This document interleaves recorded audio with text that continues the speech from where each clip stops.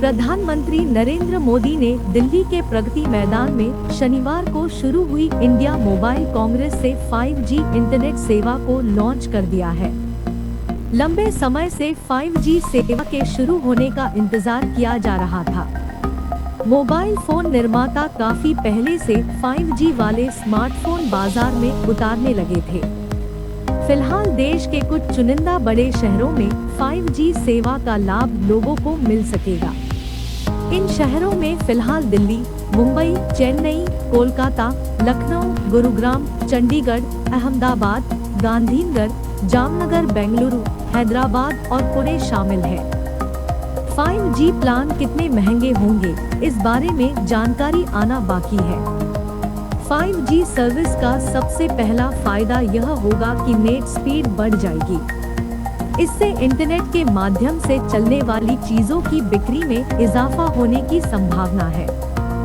ऐसे चीजों को इंटरनेट ऑफ थिंग्स कहा जाता है, जिनमें कई तरह की मशीनें और उपकरण शामिल है। इन चीजों की बिक्री बढ़ने से देश को फायदा होगा। भारत में इंटरनेट क्रांति की शुरुआत 1995 में 2G सर्विस के लॉन्च के साथ हुई थी। 2G से 3G तक के सफर में देश को 14 साल लगे थे। 2009 में 3G सर्विस लॉन्च की गई। इसके बाद 2012 में 4G सर्विस शुरू हुई और अब 2022 में 5G सर्विस लॉन्च की गई। दुनिया के कई देशों में पहले से ही 5G सर्विस चल रही है। भारत को 2G से 5G तक पहुंचने में 27 साल और 4G से 5G तक आने में 10 साल लग गए। भारत में इंटरनेट उपयोगकर्ताओं की तेजी से बढ़ती तादाद को देखते हुए इनमें इजाफा करने के लगातार प्रयास किए जा रहे हैं। इसी कड़ी में 5G सेवा को देखा जा सकता है। स्वतंत्रता दिवस के भाषण में पीएम मोदी ने 5G सेवा को भी विस्तार दिए जाने का जिक्र किया था। पीएम मोदी लंबे समय से देश में डिजिटल क्रांति को बढ़ावा देते आ रहे हैं, जिसके फलस्वरूप डिजिटल इंडिया मुहिम चलाई जा रही है। डिजिटल इंडिया मुहिम को सफल बनाने में इंटरनेट सेवा का योगदान है। डिजिटल इंडिया मुहिम के तहत देश के ग्रामीण क्षेत्रों को भी इंटरनेट से जोड़ा जा रहा है, जिससे ई-गवर्नेंस परियोजनाएं चलाने में मदद मिल रही है और कई तरह की गतिविधियां हो रही है। भारत में हाल में 5G टेलीकॉम स्पेक्ट्रम की नीलामी हुई थी, जिसमें 1.5 लाख करोड़ रुपए की बोलियां लगी थी। 88,078 करोड़ रुपए की बोली के साथ बेचे गए एयरवेव्स का तकरीबन आधा भाग मुकेश अंबानी की जियो ने हासिल कर लिया था। उम्मीद जताई जा रही है कि 2030 तक देश में कुल कनेक्शन में 5G की हिस्सेदारी 1/3 से ज्यादा होगी।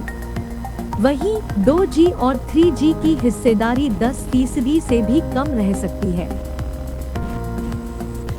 लंदन आधारित डेटा एनालिटिक्स और brand consulting company Kantar group ने पिछले दिनों एक अध्ययन के आधार पर भारत में आने वाले दिनों में इंटरनेट सेवा के इस्तेमाल में इजाफे की संभावना जताई थी।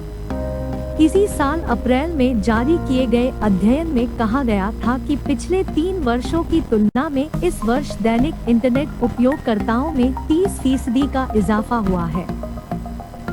अध्ययन में अगले 3 वर्षों में भारत के डिजिटल पारिस्थितिकी तंत्र के व्यापक होने की संभावना जताई गई थी। इसमें कहा गया था कि इंटरनेट से ई-गवर्नेंस और कृषि तकनीक में उल्लेखनीय वृद्धि होगी। अध्ययन में कहा गया था कि 2025 तक लगभग 87% भारतीय घरों में इंटरनेट कनेक्शन होगा। 2025 तक आधे से ज्यादा ऑनलाइन खरीदार सोशल प्लेटफॉर्म से उत्पाद भी खरीदेंगे और आधे शहरी परिवारों के पास स्मार्टफोन के अलावा कम से कम एक स्मार्ट डिवाइस होगा। अध्ययन में बताया गया था कि अब तक भारत में 18 मिलियन करीब 1 करोड़ 80 लाख शहरी परिवार smart TV, smart set top box और अन्य स्मार्ट डिवाइसेस का इस्तेमाल करते हैं। 2025 तक ऐसे परिवारों की संख्या बढ़कर 5 करोड़ हो जाएगी।